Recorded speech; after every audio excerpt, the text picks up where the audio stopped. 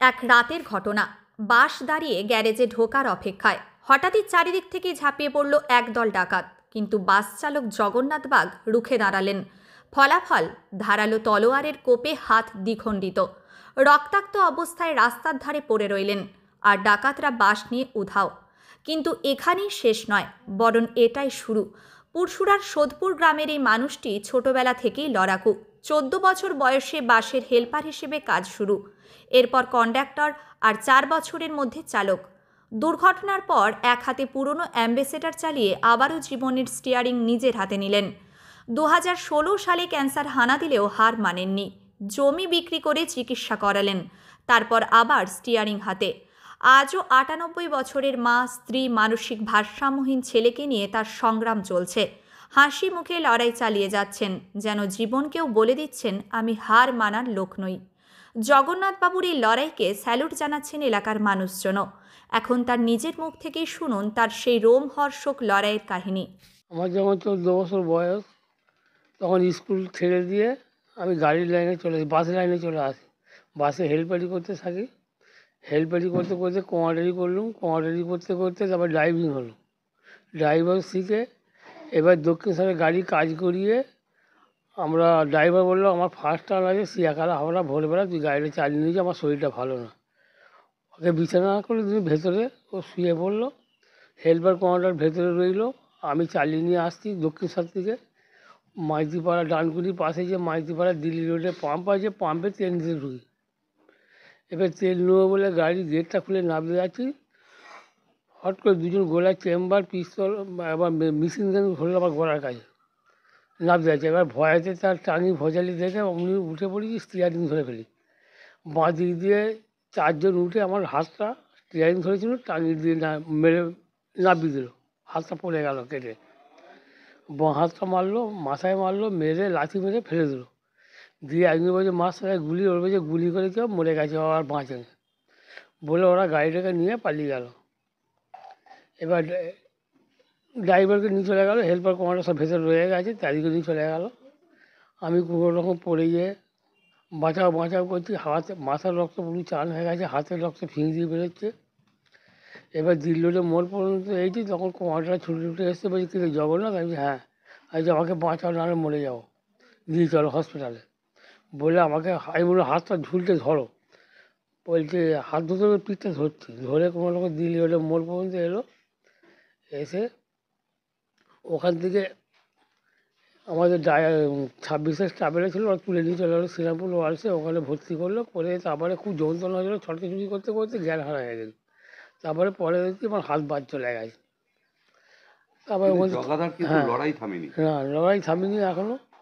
এসে তারপরে আবার কোনো রকম ঘোরাঘুরি করে যে আর পারবো নি গাড়ি চালাতে, খুব মনটা খুব দুর্বলতা হয়ে গেল। আবার লোকের কাছে আস্তে আস্তে করতে করতে একটা কোনো রকম একটা ভাঙা অ্যাম্বাসাডার কিনলাম, কিনে বেশ মোটামুটি টুকটাক টুকটাক করে চালাতে লাগলো।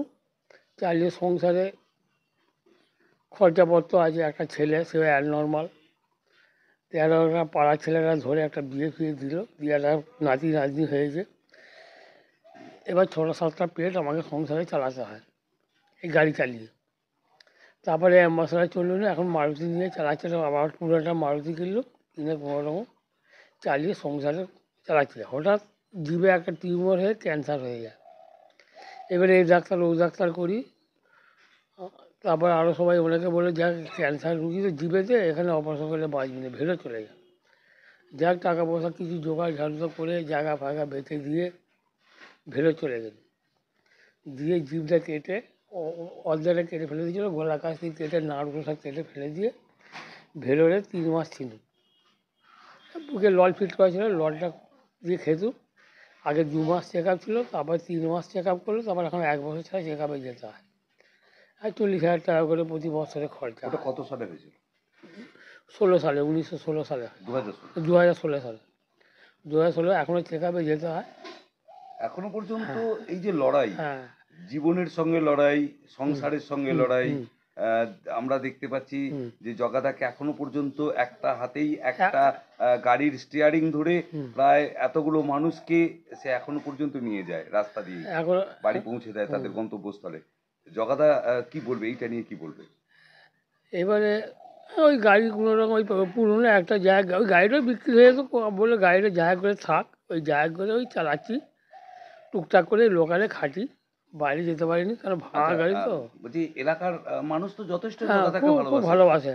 ভালো গাড়ি আর করতে পারি না, যে একটা ভাঙা গাড়ি নিয়ে করে আছি, কোনো রকম চালিয়ে সংসার চালাচ্ছি। মানে একটা গতরই 7টা পেট আমাকে চালাতে হয়।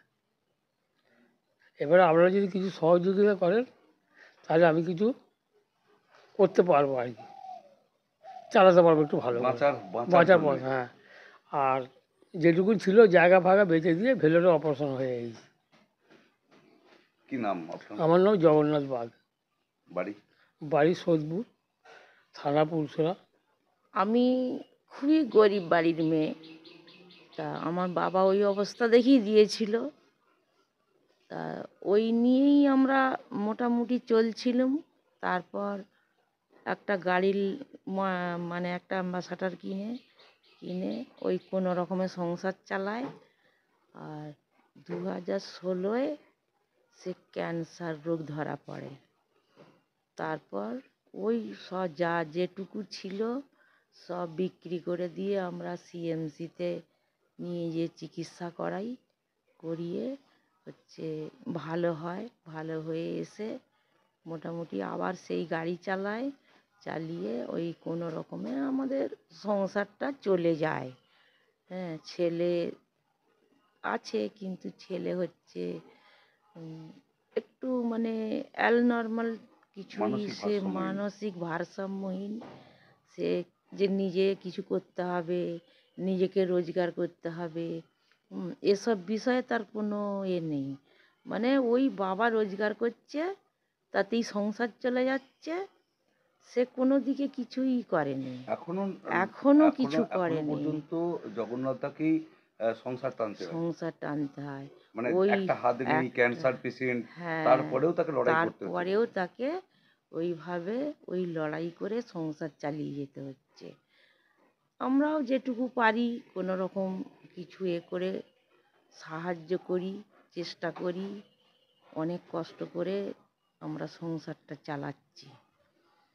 কোনো সময় আপনার সঙ্গে জগন্নাথদার কোনো সমস্যা হয়েছিল, এই হাত নেই বা জগন্নাথদা? না না না, এসব নিয়ে কোনো সমস্যা হয়নি। কত বছর সংসার একসঙ্গে করছেন? সংসার একসঙ্গে মানে একটা তো 79 সালে আমাদের বিয়ে হয়। দীর্ঘদিন হয়ে গেছে। দীর্ঘদিন হয়ে গেল, প্রায় 45। জগন্নাথকে কেমন মনে হয় আপনার? জগন্নাথদা কেমন মনের লোক? দীর্ঘদিন তো। ভালো, ভালো মনেরই মানুষ। সেও চেষ্টা করে যে সংসারটা যাতে আমি ভালোভাবে চালাতে পারি। ওই শরীর নিয়েই সে মানে চলে যাচ্ছে, কোনো দিন বাড়িতে বসে থাকবো সেরকম কিছু করে না, লড়াই করেই মানে যাচ্ছে। লড়াই করেই যাচ্ছে। সে সবসময় চেষ্টা করে যে আমাকে কোথা থেকে রোজগার করে আনতে হবে, যেভাবেই হোক সংসার চালাতে হবে। সংসার চালাতে হবে। কি নাম আপনার? আমার নাম সবিতা বাগ। ছেলে কিছু পারে না, ওই চালাচ্ছে সংসার। জগদা তো আপনার ছেলে? হ্যাঁ হ্যাঁ, জগন্নাথ ছেলে, হ্যাঁ। মেজো ছেলে। হ্যাঁ, কিভাবে জগাদার এরকম হাত বাদ গেল, তারপরে কিভাবে সংসার চালাচ্ছে? এই গাড়িতে গেল, যে হাত কেটে দিলে ডাকাতিতে, হাত ধরে ধরে শ্রীরামপুরে গেল, বাঁচিয়ে বাপ ছিল নিয়ে এলো, নিয়ে এসে একটু ঘুমটি করে দিলে, চায়ের দোকান করলে, করে আবার ফের জমি জায়গা বেচে দিয়ে একটা গাড়ি ট্যাক্সি কিনে চালাচ্ছে, সংসার চালাচ্ছে। বাপ বিয়ে দিয়ে দিল, বললো সংসারই হবে, বিয়ে দিলে। তারপর ছেলের অসুখ করে দিলে, ছেলে হাবা হয়ে গেল। কী করবা, খাবা খেপা কিছু করে না, ঘুরছে বেড়াচ্ছে, টুকটাক কিছু করছে।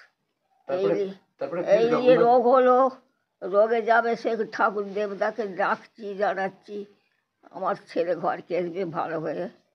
এই করে আমিও বেঁচে রয়েছি, এখনও মরিনি। আমার ছেলের এই কষ্ট দেখে আমার চিন্তা হয় অনেক।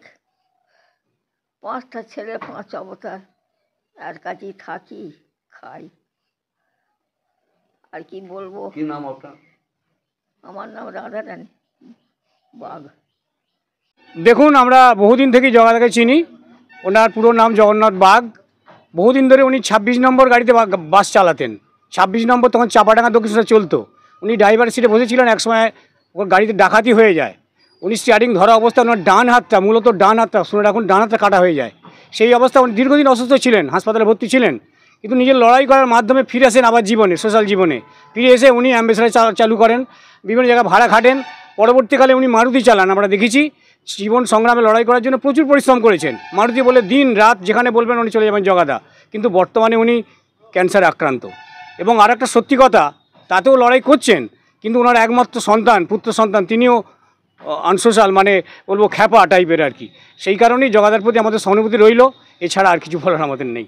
জগাদা অত্যন্ত ভালো মানুষ, কিন্তু জীবনের এই শেষ জায়গায় এসে ওনার কষ্টটা আমাদের কাছে খুবই কষ্টদায়ক। তাই আর কি বলবে, এছাড়া আমার কিছু বলার নেই।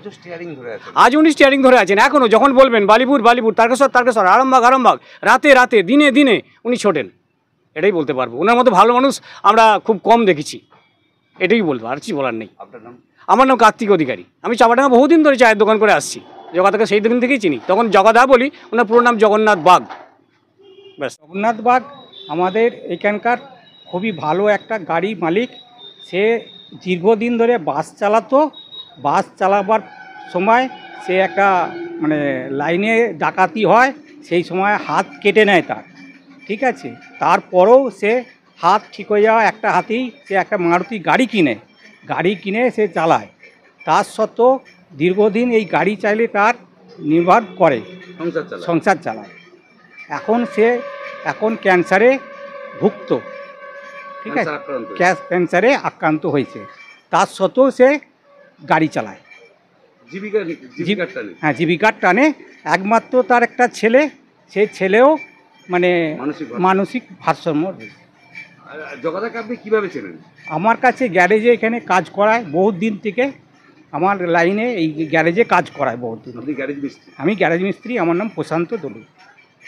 আরামবাগবাসীর জন্য এলো দারুণ খবর।